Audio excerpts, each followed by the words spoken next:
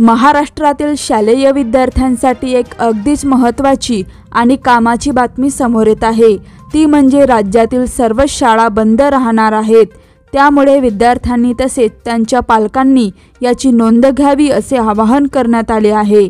दरम्यान आता आपण राज्यातील सर्व शाळा कोणकोणत्या या दिवशी का बरं बंद राहतील याबाबतची माहिती आपण जाणून घेणार आहोत। तर बघा ही आजची ठळक बातमी। आम्ही आपणास सांगू इच्छितो की गेल्या वर्षी अनुदानित तसेच अंशतः अनुदानित शाळांना पुढील वाढीव अनुदानाचा टप्पा मिळावा यासाठी 1 ऑगस्ट 2024 पासून महाराष्ट्रात सलग 75 दिवस वेगवेगळ्या ठिकाणी आंदोलन पुकारण्यात आले होते। दरम्यान सरकारने या आंदोलनाचा धक्का घेतला होता। या 75 दिवसांच्या वेगवेगळ्या ठिकाणच्या आंदोलनाच्या पार्श्वभूमीवर सरकारने 10 ऑक्टोबर 2024 रोजी माननीय मुख्यमंत्री महोदय यांच्या अध्यक्षतेखाली संपन्न झालेल्या राज्य मंत्रिमंडळाच्या बैठकीत राज्यातील अनुदानित शाळांना पुढील वाढीव टप्पा देण्याची घोषणा करण्यात आली होती।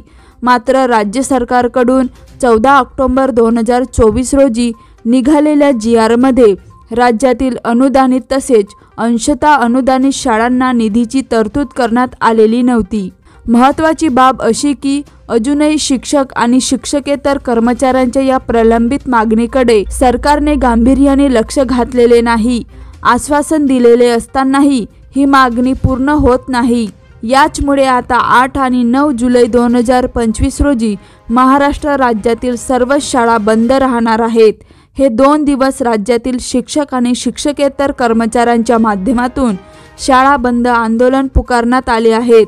राज्यातील अनुदानित तसेच अंशतः अनुदानित शाळेतील कर्मचाऱ्यांना न्याय मिळत नसल्याने प्रशासनाला सदर विषयाची आठवण करून देण्यासाठी आता पुन्हा एकदा आंदोलनाची हाक देण्यात आली आहे। येत्या 4 दिवसांनी म्हणजेच 8 व 9 जुलै रोजी राज्यातील सर्वच प्रकारच्या शाळा बंद ठेवून हजारो शिक्षक आझाद मैदानावर आंदोलन करणार असल्याची माहिती समोर आलेली आहे। महत्त्वाची बाब अशी की शिक्षक आणि शिक्षकेतर कर्मचाऱ्यांच्या या शाळाबंद आंदोलनाला महाराष्ट्र राज्य मुख्याध्यापक महामंडळ, महाराष्ट्र राज्य संयुक्त मुख्याध्यापक महामंडळ तसेच राज्यातील सर्व शिक्षक संघटनांकडून बिनशर्त पाठिंबा देण्यात आला असल्याचा दावा केला जातोय।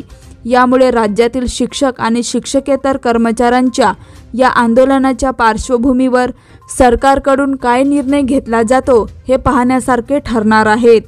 तर यावर तुमचं काय मत आहे कमेंटमध्ये नक्की कळवा। तर अशाच प्रकारच्या ताज्या आणि महत्त्वाच्या बातम्या जाणत रहा आणि आपल्या TV24 समाचार मराठी न्यूज या यूट्यूब चॅनलला लाईक आणि सबस्क्राईब नक्की करा। तोपर्यंत नमस्कार।